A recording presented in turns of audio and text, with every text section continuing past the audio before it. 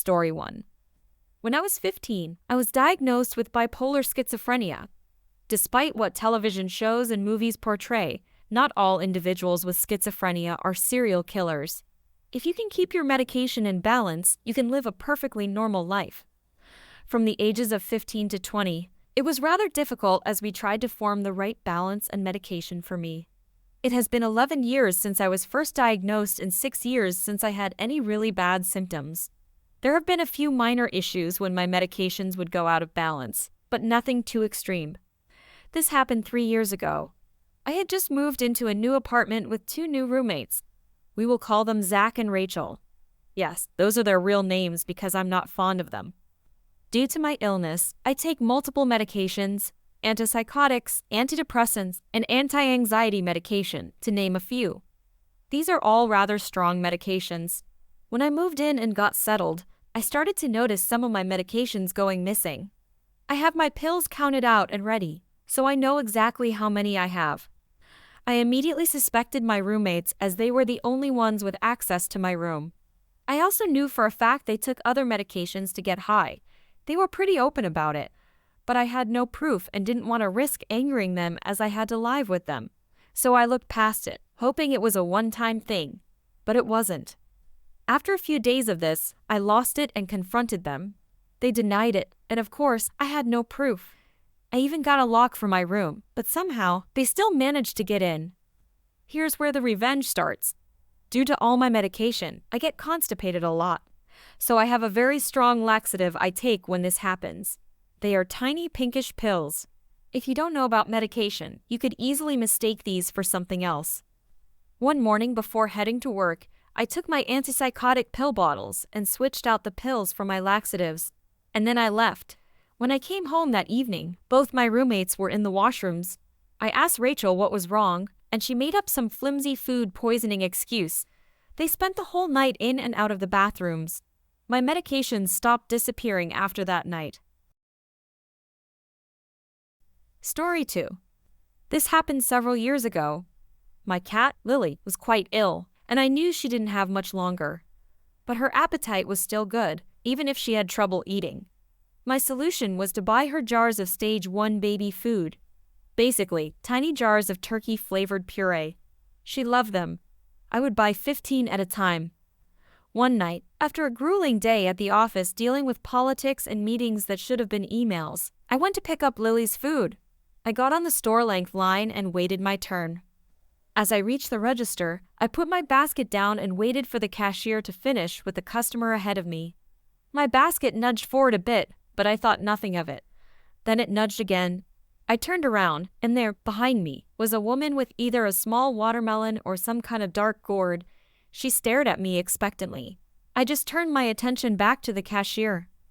Apparently, I didn't get the hint. Louder than necessary, I heard her thank the man behind her for letting her cut the line. I looked back, and again she was staring at me. The man was far away, but the people behind him were clearly annoyed. She must have gone straight to him, ignoring the fact she was also cutting in front of them. I looked down at her melon or whatever it was and again looked back at the cashier. Realizing she was going to have to wait, she began a running commentary on the contents of my basket. You know those things are very salty, right? I used to make my own in a blender using choice chicken and fresh vegetables. I didn't even look back. It was my turn now, and I began emptying the basket onto the counter. But she wasn't done. All those preservatives, it's not even food. I don't understand why they're even allowed to sell that stuff. How anyone could put that in their baby's mouth is beyond me. I finally had enough. Without anger or impatience and in my best conversationalist tone, I said, "Hey, I never really liked this kid anyway." I held eye contact without further comment. Her eyes went wide, and she scoffed a few times before hugging whatever she was buying to her chest. I turned to the cashier, gave her an inside wink, and paid for the food. I made a ridiculous show of getting my wallet out of my purse, and yes, paying with exact change. Wait, I have 4 pennies, and left feeling better than I had in days. Petty? Yes. Do I feel bad? Not at all. And Lily got 2 jars that night. She lived another 6 months. Story 3. My mother, the entitled mother of our tale, grew up in a household that didn't believe in doctors or going to the hospital. This translated to an irrational fear of hospitals for her. At the time of this story, I was 14, in high school, and about to have a very bad day. I should start by saying that my entitled mother lives exactly 1 mile away from the closest emergency room. Also, my siblings and father were out of town for a competition that weekend. I didn't feel like going to another cheerleading competition, so I stayed home. I got home from school on a Friday around 4 p.m. and called my entitled mother to tell her that I didn't feel good and thought I needed to see a doctor. She said that she had a 1-hour workout with her personal trainer, who happens to train the whole family for our sports teams. She told me that she would come home right after and take me to the pediatrician. At 4:40 p.m., I called her saying that something was seriously wrong with me and I really thought I needed to go to the hospital. She told me that the trainer just had a cancellation and she was staying for another hour workout. Then she would take me to the doctor. At 5:10 p.m., I called her again and begged her to come home because I was in a lot of pain and felt terrible. She gave the phone over to the trainer, who said, "I kid you not. It sounds like a muscle cramp from our workout last week. You'll be fine, buddy." She said she would call our friendly neighbor across the street to check on me. 10 minutes later, I heard our neighbor walk in through the door and come to my room to check me out. I was on the floor because I fell after going to the bathroom and couldn't get up. She helped me into bed and immediately called my mother. The conversation went something like this. Our neighbor: "Hey, entitled mother, I think you need to get here as soon as possible. Your son is white as a sheet and sweating bullets. Also, he is in so much pain he can barely move." My mother: "Oh, I'm sure he is fine. Probably just overreacting from a muscle cramp like the trainer says." "This isn't just a muscle cramp. He needs to see a doctor. I can put him in my car and meet you at hospital emergency room that is only 1 mile away." "No need for that. I'll finish up here and head home to take him to the doctor." Click. At 5:45 p.m., our neighbor called my mom again, and my mother said she was in the changing room, then would be home in 10 minutes. The gym is pretty close. At 6:20 p.m., she finally got home. The neighbor told her what I'd been going through and said I needed to go to the emergency room. She said she was taking me to see our pediatrician. My entitled mother did take me to see our pediatrician, who also runs a pediatric emergency room. The problem is that the doctor's office is a 25-minute drive away with zero traffic, and we were at the peak of rush hour. At 7:15-ish p.m., we got to the pediatric emergency room, and they immediately took me into the back to see what was wrong. It turned out I had acute appendicitis, and it was close to bursting, so they needed to send me over to the hospital 1 mile from my house to get it removed. The entire time, my entitled mother was murmuring about needing to get ready for a trial the next day. She's a divorce lawyer, and how I'd probably be fine and just needed to sleep it off.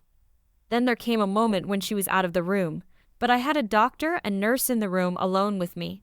I told them the whole story about how I'd been trying to get her to take me to the emergency room since 4 p.m., how we lived only a mile away from the hospital they wanted to send me to, but my entitled mother decided to go here because she hates big hospitals. The doctor didn't really believe me until I told him to MapQuest old school. I know my address relative to the hospital. I managed to convince them to call for an ambulance to transport me to the hospital to make sure I got there. After my surgery, the nurse told me that my appendix burst as they began the surgery, so they had to be quick. To this day, I still tease the trainer every time I see him by grabbing my side and saying I think I have a muscle cramp. I've never heard him use those words together since. Story 4. I'm not sure if this is entitled per se or just plain stupidity, but this happened yesterday morning. Background: I live in Southern California very close to the beach. Needless to say, I encounter a lot of locals and tourists. On the right side of my property across the street, there are shops, a cafe, and a bus stop. Now on my property, I have a hollyberry bush, which is poisonous. They taste like cherries and have a cinnamon-like aftertaste, so a person who doesn't know about the plant would have no idea of this. The side effects of the berries are nausea, disorientation, diarrhea, vomiting, and severe stomach cramps. Due to my house being on the historic registry and nature protection laws, I can't just remove the bush because some of the birds pick at it and eat from it. I know that the berries and leaves aren't poisonous to some species of birds and other critters like certain squirrels and chipmunks. Anyway, because of this, I have two signs that say do not eat and danger. The fact that I have a sign with danger with a hazard skull and bones deters most people, except for this persistent mom and boy last morning. So, it's around 10:30 am and I take my trash out. This mom who looked about 40 had two kids with her, a teen girl around 14 to 16 maybe, and a little boy who looks 6 to 8 years old. The mom and the boy are the entitled stupid ones here. The teen girl was actually nice. Entitled boy, Mom, look, berries. Entitled mom, wow, I didn't realize berries grew here. Let's get some. I ask her to read the signs that say don't eat them. She scoffs.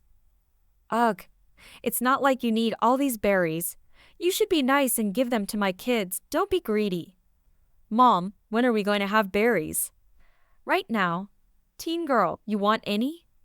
No, Mom, I think they're. The teen girl gets cut off by the mom. Okay then.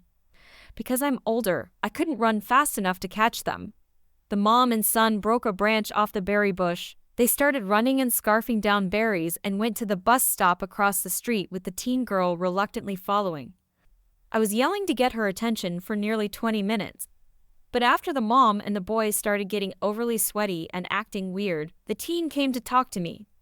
Teen girl, hey sir, what's wrong? Me. Those berries are poisonous. I tried to warn your mother and brother, but it's too late. The teen started to cry, thinking that they were going to die. I comforted her, saying that they'd live, that they were going to be just very, very sick. Soon, I went to my house to get seltzer tablets and water bottles to help. But by the time I came back, both the mom and son had finished all the berries, and the boy threw up all over his shirt. The mom came back with obvious signs of throwing up herself to yell at me. I then pointed to the signs that said danger and do not eat and said that this was her fault. She made a rude gesture and left. The teen just said, sorry. I gave her the seltzer tablets, and she went into the cafe to get paper towels to clean up her brother. But by the time she came back, the mom had vomited too. They all got on the bus, and I haven't seen them since. Story 5. This happened in 2004 when I was 14.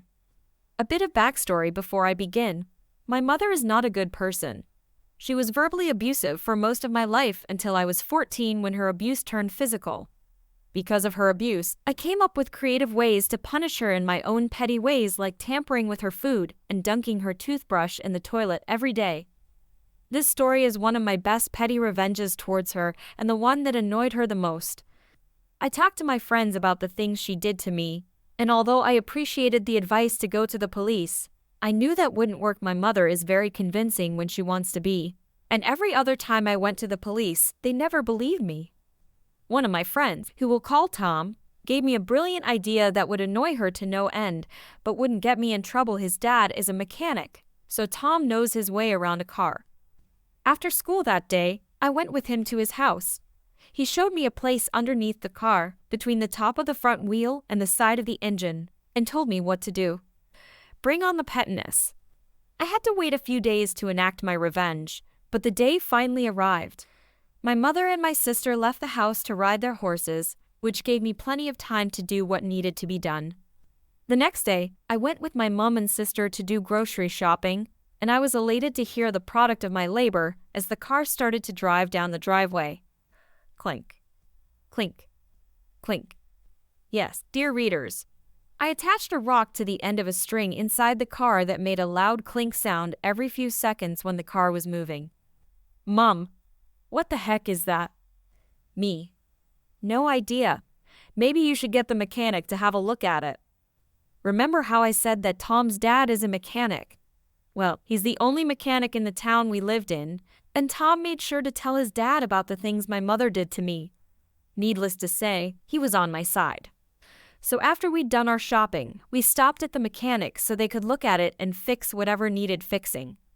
Mum, as we arrived at the mechanic, hi there. Well, my car is making a weird noise when I'm driving.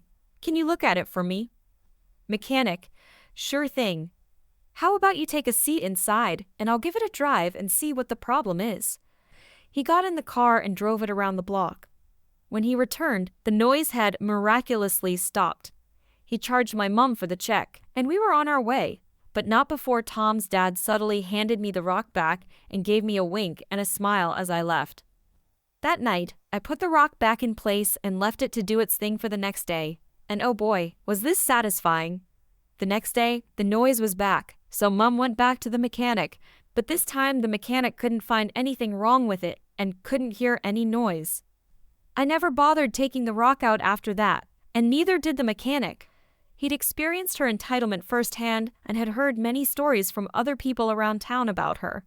The rock wasn't damaging the car or affecting its performance, so there was nothing that needed fixing. I moved away to live with my dad when I was 16, but before I moved, the clink was still there, tormenting my mother every time she drove the car. I lost count of the number of times she took it back to the mechanic and the amount of money she spent on getting rid of the clink. The last time I saw my mother, I was 23, and she still had the same car. I'd expected the rock to have fallen out by then, but the car still had a clink, though not as loud.